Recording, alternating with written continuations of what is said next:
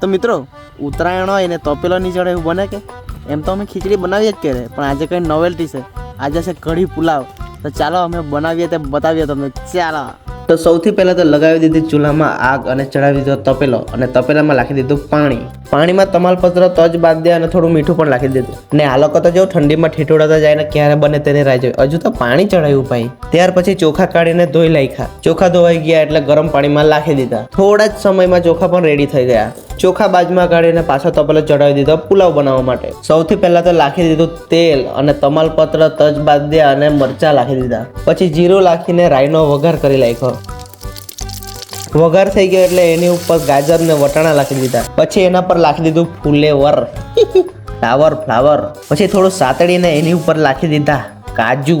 પછી ઉપરથી નાખ્યા પનીરના ટુકડા. પછી એની ઉપર નાખી દીધી આદુ, મરચા, લસણની પેસ્ટ. ત્યાર પછી નાખી દીધા હળદર, મરચાની ભૂકી અને જાત જાતના મસાલા. પછી બરાબર સાતડી કાઢ્યું. જોઈને જ મોઢામાં તો પાણી આવી ગયું. આ બધું રેડી થઈ ગયું એટલે એનામાં નાખી દીધા ચોખા. અને આ બંને તો જો બાજલીને આવતા છે તો પેલું મને તો યાદ આવી ગયું કંકુ છાંટી, કંકોતરી વાળું. ચોખા નાખી દીધા એટલે બરાબર તેને મિક્સ કરી નાખ્યો. અને પુલાવ તો જો તમે ઓહો. ને પાછો ઉપરથી મારી દીધો ધાણો. ઓહો, 4 ચાંદ જેવા લાગી ગયા. પુલાવ બની ગયો એટલે હવે બનાવવાના છે કઢી. તો કાળું તો પેલું કાળું નહીં થઈ જાય તેના માટે લગાવ્યું તેલ. તો પેલું ચૂલા ઉપર મૂકીને એમાં નાખી દીધું તેલ.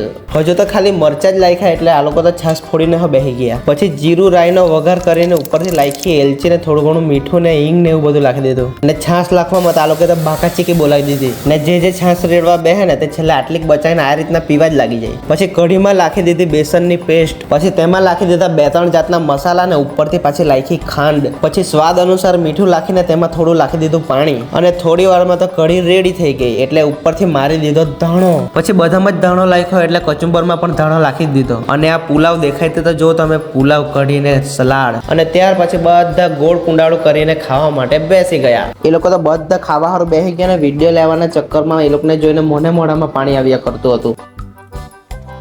તો ગાઈસ આપણે કઢી નાખી દીધી. હવે આપણે ટેસ્ટ મારીએ.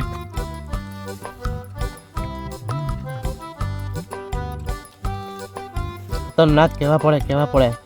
તો ગાઈસ હવે બીજી નેક્સ્ટ પાર્ટી હાની કરી તમે કમેન્ટમાં કહી દેજો.